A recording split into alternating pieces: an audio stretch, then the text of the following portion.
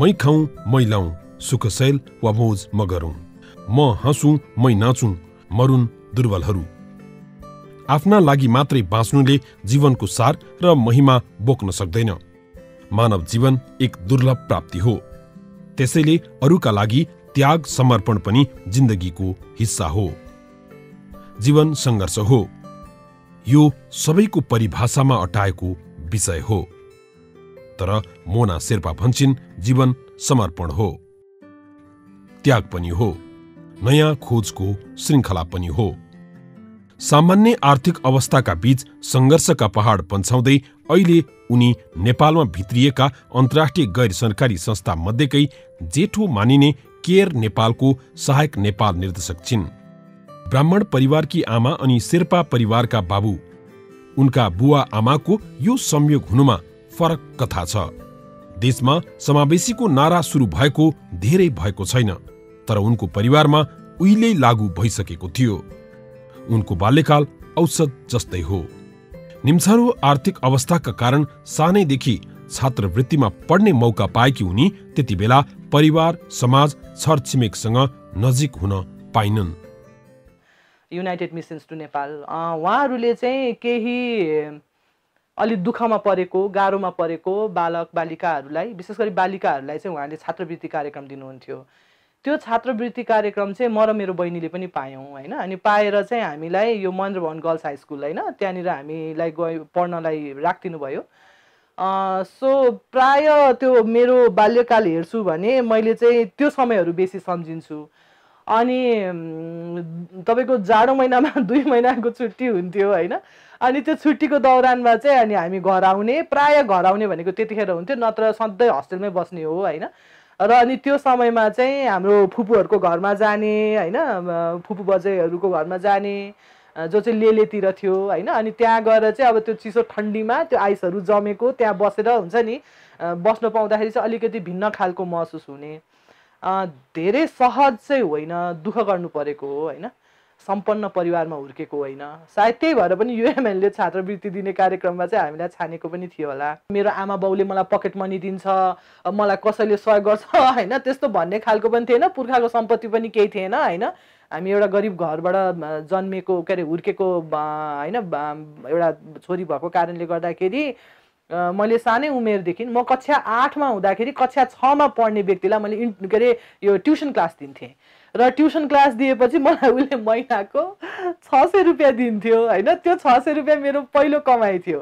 तर त्यसले पनि मलाई चाहिने सामानहरू मलाई किन्न ओर्न चाहिँ मद्दत गर्थ्यो होइन। मैले 12 कक्षा हुँदादेखि नै कञ्चनजङ्घा हेड स्टार्ट स्कुल भन्ने थियो एउटा, त्यहाँनिर चाहिँ शिक्षिकाको रूपमा काम गर्न थालेँ होइन। र मेरो हुन त त्योभन्दा अगाडि पनि कहिलेकाहीँ त्यो हातमा अलिकति पैसा आओस्, केही गर्न पुगोस्, आफूले किन्ने कापी कलमदेखि अब आफूलाई हुन्छ नि त्यतिखेर अलि यङ अवस्थामा केही लाउनु मन छ भने पुगोस्, अथवा खानु मन छ भने पुगोस् भन्ने हिसाबले मैले ट्युसन क्लासेसहरू दिन्थेँ होइन। तर जब त्यो 12 कक्षा भयो, 12 कक्षा भएपछि मैले त्यो स्कुलमा पढाउन सुरु गरेँ। त्यसले मेरो हातमा केही एउटा हुन्छ नि तपाईँको इन्कम पनि हुन्थ्यो। 18 वर्षमा अन्तर्जातीय बिहे, त्यसपछि एक छोरीको जन्म अनि 24 वर्षमा सम्बन्ध विच्छेद। जीवन यात्राको सम्बन्धमा ठूलो दरार आए पनि अध्ययन यात्रा रोकिएन। 7 वर्षमै सम्बन्ध छोडिनुको कारणमा उनी घुमाउरो शैलीमा भन्छिन् त्यो परिबन्धको परिणाम थियो। सकसको समयबाट पार पाउन मान्छेले कसरी समयसँग सम्झौता गर्दो रहेछ, त्यो त्यसैको परिणाम थियो। मेरो विवाह चाहिँ इन्टरकास्ट थियो होइन। अब त्यसलाई म त्यो लभ म्यारिज पनि भन्दिनँ, अरेन्ज म्यारिज पनि भन्दिनँ। एउटा परिस्थिति थियो जहाँ म कुनै एउटा कठिन अवस्थामा थिएँ। त्यो कठिन अवस्थाबाट म उम्किन खोजिरहेको थिएँ र त्यो उम्किन खोजिरहँदाखेरि अरू कुनै पनि माध्यमहरू नदेख्दाखेरि चाहिँ सायद म बिहा गरेर गएँ भने त्यसले चाहिँ मेरो लागि अर्को नयाँ स्पेस खोल्छ होला हुन्छ नि भन्ने हिसाबले मैले लिएको निर्णय हो। त्यसकारण पनि मलाई लाग्छ आजको दिनमा अब 18 वर्षको उमेरमा हुन्छ नि मान्छेले के जाने हुन्छ होला, के बुझ्या हुन्छ होला। अहिले आएर मैले सोच्दाखेरि मैले के को आधारमा त्यो निर्णय गरेँ होइन। इट्स भेरी अब अलिक सम्झिँदाखेरि पनि हुन्छ नि हाँस पनि उठ्छ।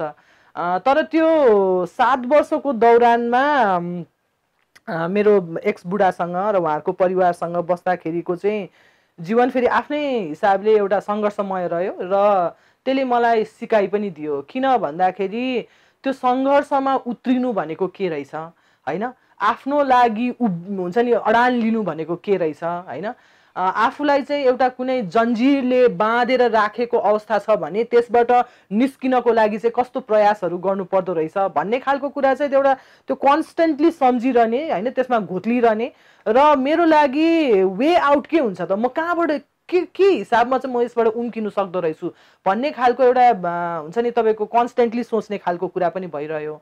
यो होइन कि मेरो सासुआमा उहाँको हुन्छ नि परिवारहरूले मलाई सहयोग नगर्नु भएको भन्ने होइन होइन, उहाँहरूले माया गर्नुहुन्थ्यो, सहयोग गर्नुहुन्थ्यो होइन, तर अब त्यो एउटा वैवाहिक जीवनमा जुन हिसाबले बसिरहेको थियो त्यो आफैमा चाहिँ एउटा सकारात्मक अवस्थाको थिएन। सो त्यसकारण पनि करिब 7 वर्षसम्म सँगै बसिसकेपछि मैले चाहिँ यसले मलाई जीवनमा कुनै एउटा जीवनको मित्र दिएर मलाई सङ्घर्षमा सँगसँगै उत्रिनलाई मद्दत गर्ने भन्दा पनि यसले चाहिँ मलाई पछाडि तान्छ र यसले चाहिँ मलाई टुक्र्याउँछ। त्यसकारण म यो अवस्थामा बसिरहनु हुन्न भन्ने खालको एक खालको त्यो एउटा बुझाइ भइसकेपछि म त्यहाँबाट निस्केको पनि हो। यिनै अप्ठ्यारोका बीच स्नातकोत्तर सकियो। पहिले शिक्षण पेसामा आबद्ध भएकी उनी केही समय गैर सरकारी संस्थामा काम गरेर अन्तर्राष्ट्रिय गैर सरकारी संस्थामा फड्को मारिन्।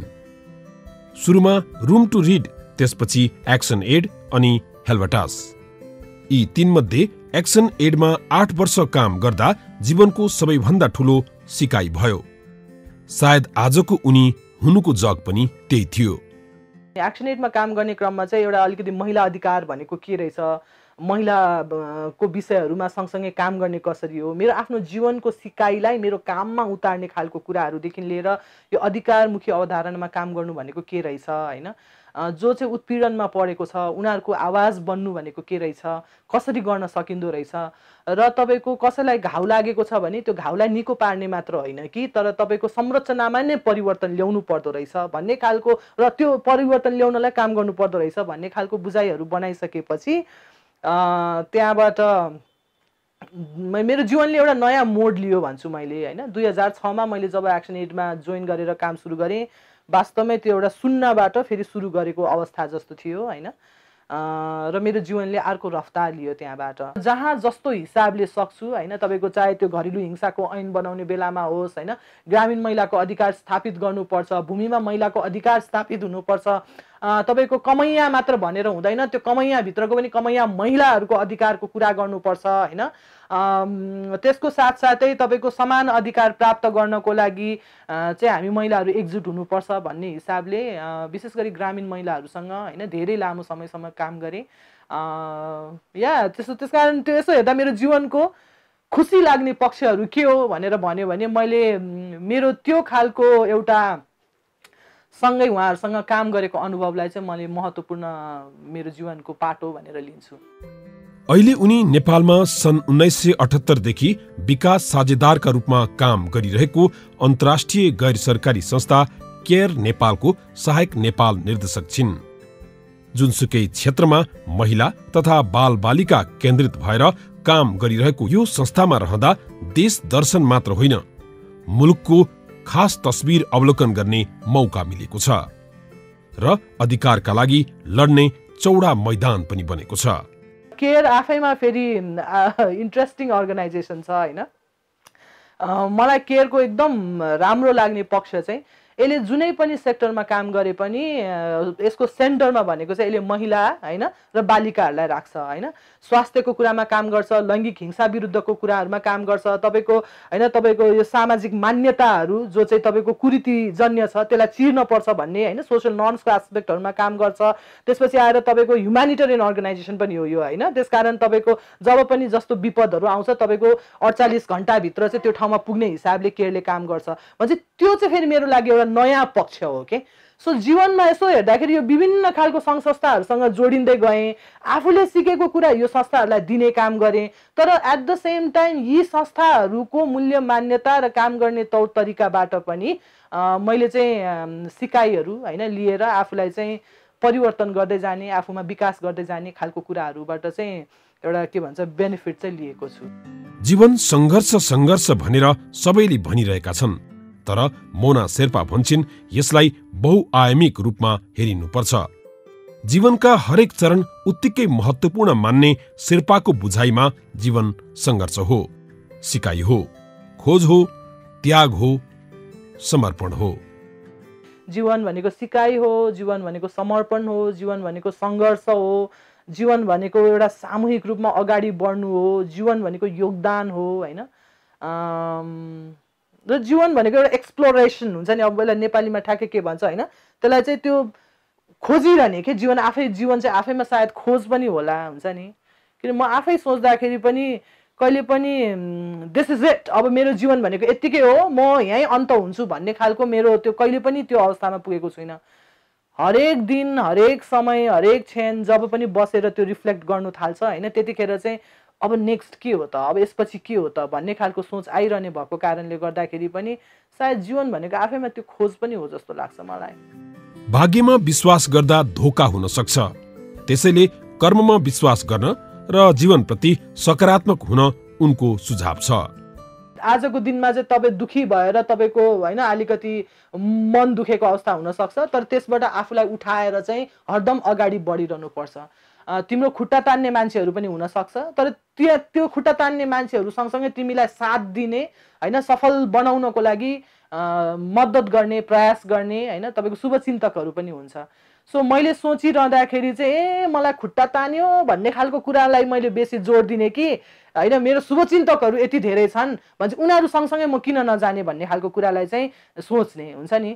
त्यसकारण एउटा सकारात्मक सोच लिएर हरदम प्रयासरत रहिरह्यो भने चाहिँ हुन्छ नि हामीले सोचेको ठाउँमा पुग्न सकिन्छ भन्ने हो।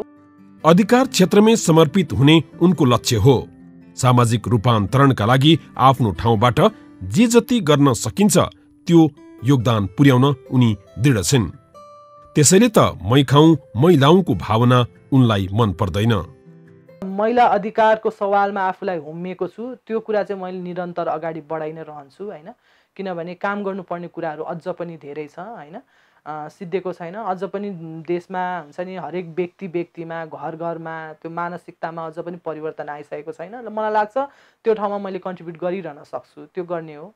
अर्को चाहिँ अब यो विकासको होइन तपाईँको विकासको संस्थाहरूमा चाहिँ मैले बसेर काम गरेको भएको कारणले मेरो ज्ञान, मेरो अनुभव, मेरो सिकाइहरू त्यतैतिर छ होइन, र त्यही कुरालाई नै आउने दिनमा पनि अब केयर अथवा केयरभन्दा अन्य संस्था मलाई थाहा छैन होइन भोलिको दिनमा कस्तो हुन्छ, तर उहाँहरूसँग रहेर विभिन्न खालका परियोजनाहरूमा, विभिन्न खालका अभियानहरूमा, विभिन्न खालका नागरिक समाजहरूसँग होइन तपाईँको संलग्न भएर नीतिगत होइन तपाईँको हिसाबमा एउटा योगदान गर्ने हिसाबले अथवा सामूहिक रूपमा समुदायमा चाहिँ तपाईँको अलिकति सशक्तिकरणका कुराहरूलाई अगाडि बढाउने खालको कुराहरूमा अगाडि बढिरहन्छु भन्ने हो। आफ्नो जीवन यात्राका साथी, संगाती र सङ्घर्षमा साथ दिने सबैलाई परिवार मान्ने उनी एक छोरीकी आमा पनि हुन्। आमालाई हेर्ने छोरीको नजर पनि उत्तिकै विशाल छ।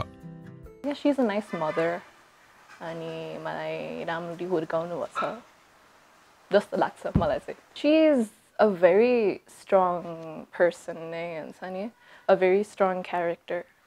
अनि के भन्छ उहाँले अहिलेसम्म उहाँलाई कसले केही नराम्रो गरे पनि हुन्छ नि, if it's not fair then उहाँले आवाज उठाउन डराउनुहुन्न हुन्छ नि। अनि मैले पनि त्यो कुरा उहाँबाट सिकेको छु। उहाँको अफिसको फिल्ड ट्रिपहरू हुँदाखेरि बच्चादेखि नै मलाई उहाँसँग लिएर जानुहुन्थ्यो होइन, अनि त्यस कारणले मैले सहरको जीवन पनि अनि गाउँको जीवन पनि दुवै लाइक देख्न पाएँ हुन्छ नि। अनि I got a lot of exposure out of that पनि। अनि उहाँको थ्रु मैले कति धेरै राम्रो लाइक यस्तो इन्ट्रेस्टिङ अनि पावरफुल मान्छेहरूलाई भेट्न पाएको छु, लाइक कमला बसिन नै हुन्छ नि। अनि उहाँको the people that she works with हुन्छ नि, they've all been like them amazing people. अनि त्यो whole exposure पाएको नै is I'm very happy that I got to do that. तपाईहरूले सफलताको कथाहरू बाहिर निकालिरहनु भएको छ भने चाहिँ यस्तो सफलताको कुराहरू निकाल्न खोज्ने होइन तपाईँको अथवा समाजमा धेरै सफलताका कथाहरू हुन् भन्ने हिसाबले चाहिँ योगदान दिइराख्न चाहने व्यक्तिहरूलाई पनि नथाक्नुहोस् है, बिकज हामी अहिले थाक्यौँ भने चाहिँ फेरि हामी जहाँ पुग्न खोजेको हो त्यो गन्तव्यमा पुग्न सक्दैनौँ। सो जसले जहाँबाट जस्तो रूपमा हुनसक्छ केही न केही हिसाबले सकारात्मक काम गरिराखौँ, सामूहिक रूपमा अगाडि बढ्न लागिराखौँ हुन्छ नि। र त्यसले मात्र हामीले सोचेको एउटा नेपाली समाज हुन्छ नि, एउटा समृद्ध समाज भनेर भन्छौँ नि, त्यहाँनिर पुग्न चाहिँ सफल हुन्छ, होइन भने चाहिँ त्यो बातै मात्र हुन्छ र त्यो कहीँ पुग्दैन भन्ने हुन्छु होइन। त्यसकारण हरेस नखाउँ, सङ्घर्ष त गरिराखौँ, तर त्यो सिकाइलाई लिँदै अगाडि पनि बढी नै राखौँ भनेर भन्छु। मोना शेर्पा सङ्घर्षको एउटा गतिलो पाठ हुन्। जीवनमा आइपर्ने असजिलासँग कसरी मुकाबिला गर्ने उनको जीवन कथाबाट पनि हामीले धेरै कुरा सिक्न सक्छौँ।